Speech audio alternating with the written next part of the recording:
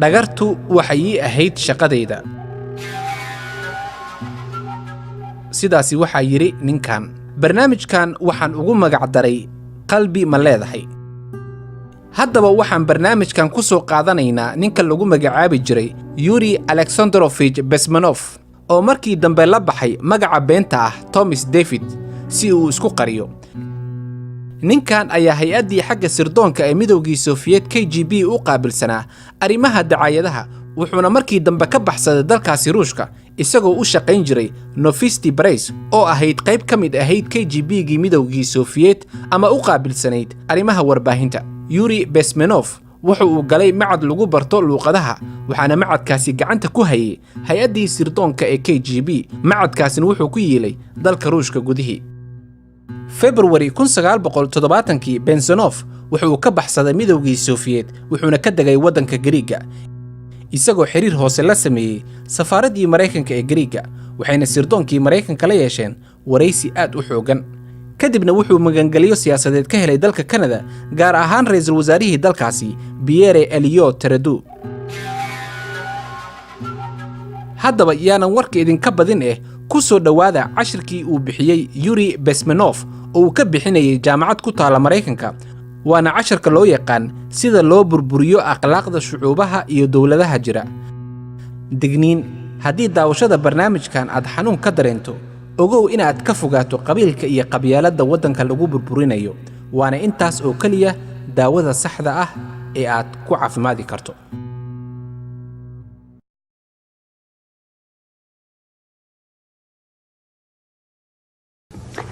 tijaabada qaribaadda waxay soo bilaabatay muddo laga joogo 2500 sano ka hor.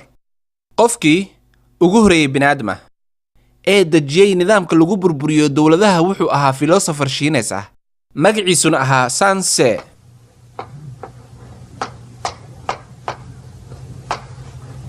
muddo laga joogo 2500 sano ka hor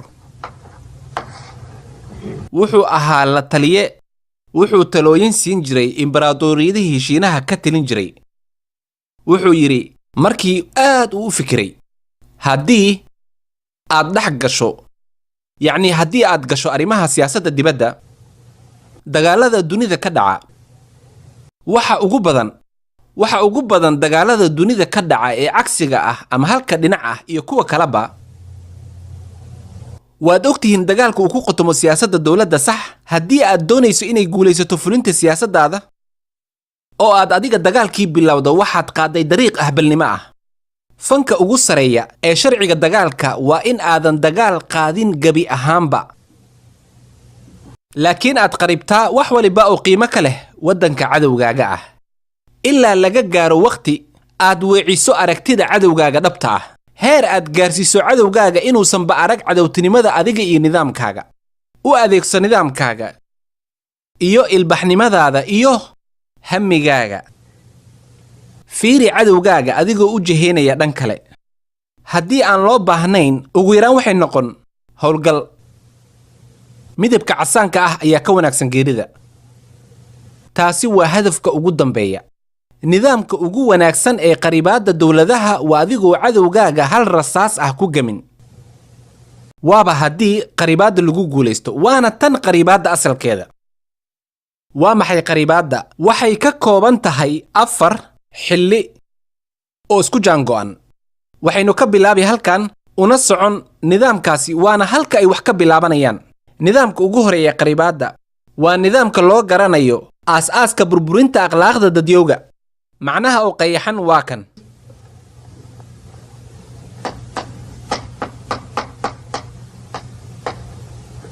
waxay qaadataa 15 ilaa 20 sano si aad u burburiso shucuub dhan. sabab 15 ama 20 sano. tani waa waqtiga ku filan in aad wax barto hal fac ama hal jiil oo dhan oo arday ah ama caruur ah. waa hal jiil oo dhan. waa marxaladda nolosha shakhsiga ah oo aad qof dhan oo bini'aadam ah aad isagaasi wax ku bari karto, nidaamkan ku bedeli karto, adigoo ku shubaya fikradahaaga gaarka ku ah. kama badna kamana yara. caadiyan waxay qaadataa 15 ilaa 20 sano. maxaa ka mid ah waxaa ka mid ah in aad u weeciso in aad jihayso oo aad dhex gasho iyaga nuuca propagandada xiriirka tooska ah wax dhib ah ma lahan. waan idin sharxi doonaa goordhow. waxaa jira wadooyin loogu qeexayo dadka bulshada muuqaal ahaan, tusaale diinta, nidaamka waxbarashada, nolosha bulshada, dhanka maamulka, nidaamka sharciga iyo awoodda, militariga, dabcan iyo shaqada iyo shaqaalaha xiriirkooda. dhaqaalaha hagaag waa 5 dariiq. boosko inugu yar ma awoodo inaan halkan ku soo wada bandhigo. mararka qaar markaan qeexayo nidaamka ardayda su'aal ayay i weydiiyaan. ma hubtaa in midowgii Soviet uu sidaan wax u qiyaamayn jiray? muhiim ma ahan. waa nidaamka burburinta ee waxaan ka hadlayo waa mid la mid ah martial art, nidaamka Japan. waxaa laga yaabaa in qaarkiin ay xasuustaan nidaamka difaaca. haddii cadowga kaa awood badan yahay, adiga kaa culus yahay, aad ayay u xanuun badan tahay in aad weerarka kugu soo jihaysan iska difaacdo. haddii qof kaa culus uu feer wejiga kaala soo aado, waa mid aad u adag inaad ka hortagto aad iska difaacdo feerkiisa awoodda badan. dalalka Japan iyo Shiinaha, nidaamka judo ayaa ina baraya nidaamka difaaca. ugu horeyn ka fogow feerka, kadibna qabo gacanta, kadibna u raac jihada uu u socdo isaga. waa dhanka uu feerka u socday markii horeba, sax, ilaa cadowgaaga uu ka burburiyo gidaarka. waad fahanteen haddaba maxaa halkan ka dhacaya? waddanka ay diiradda saaran tahay, sida dhacdana uu qalad sameeyo, dadkana ku dhaqmayaan dimuqraadiyadda xorta ah. waxaa jira xarakaad kala duwan oo bulshada ku dhex jira. caadiyan bulsho waliba oo dunida ka jirta waxaa ku jira kuwa iyaga ka soo horjeeda, laga yaabay dambiilayaal ah ama ku khilaafsan ideolojiyad ahaan siyaasadda dowladda jirta. hagaag, ugu dambayntii waxaa jira kooxo yar oo ka socda dowlado ajnabi ah oo qaribaadda loo shaqaaleeyay. hagaag, haddaba dhammaan xarakaadkaasi jira waxaa loo jihaynayaa hal dhinac, sax? tani waa waqtigii aad qaban lahayd dhaqdhaqaaqa una jihayn lahayd ilaa aad soo jiidato si xoog ah dhammaan bulshada heer dhibaatada burburka ah. hagaag, taasina waa nidaamka dhabta ah ee martial art.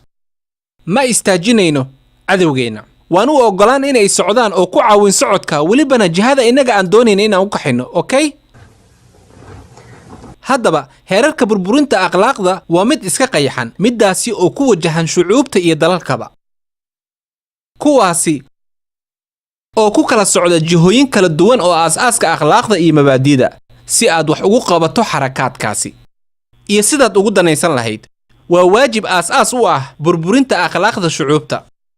waxaan haysanaa diinta, waxaan haysanaa waxbarashada, waxaan kaloo haysanaa nolosha bulshada, nidaamka awoodda dowladda, xiriirka shaqaalaha, waxaan haysanaa oo kale nidaamka iyo sharciga.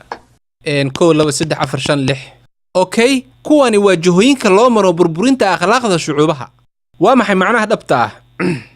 midda diinta aan eegno, burburi, ku maadayso, ugu beddel kooxo caqiidooyinkooda kala duwan yihiin, kuwaasi oo bulshada soo jiidan kara, ama kuwa iska dhayalsada diinta. wax dhib ah ma laha runtii, haddiiba iyaga sida hoose ay oggol yihiin caqiidada diinta oo ay si daran ugu dheggan yihiin. waa in aad ugu fogaysaa hadafkooda sare ee xagga diinta ah si aad dadka ay ula sii xiriiraan abuuraha sare. waa kaa ujeedka. sidaasi darteed ku beddel ururada diimaha ee ay dadka oggol yihiin ee ixtiraam xagga diinta ah ka leh dadka dhexdii, ku beddel ururo been abuur ah oo xagga diinta ah. waa inaad ka jeedisaa dadka iimaanka dhabta ah ugu beddel diimo kala duwan aanan jirin. waxbarashada, ka fogay iyaga inay bartaan wax maskaxdooda kor u qaadi kara oo dhab ah oo muuqda. ugu beddel xisaabta, fiisikiska, afafka qalaad, kemistriga, bar iyaga taariikhda dagaalada dhexdooda ah, cuntooyinka dalka,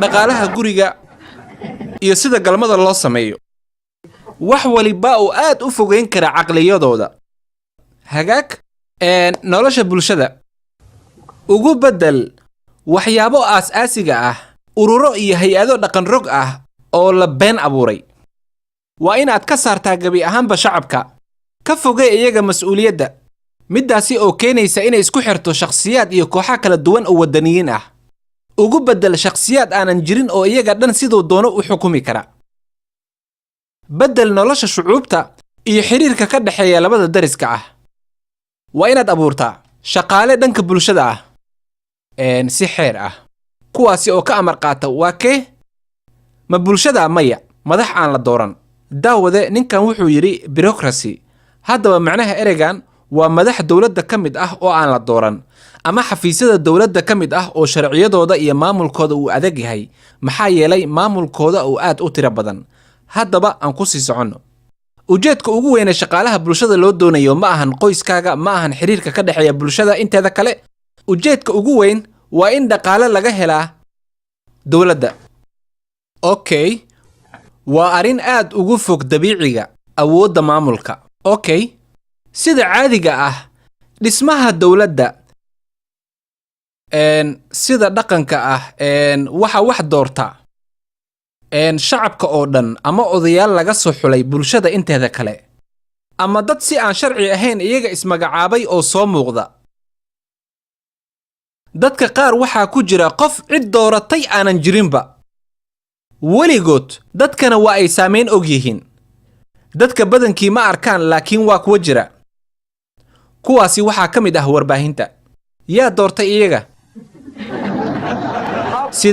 sidee ayay ku yeesheen awood aad u tiro badan mar hore ayay awood u adeegsadeen maskaxdaada waa ay dhici karaan maskaxdaada horta yaa doortay iyaga warbaahinta ah sidee ayay wax ugu sheegayaan wixii xun iyo wixii wanaagsanba ee ku aadan madaxda la doortay iyo maamulkiisaba horta maxay yihiin iyaga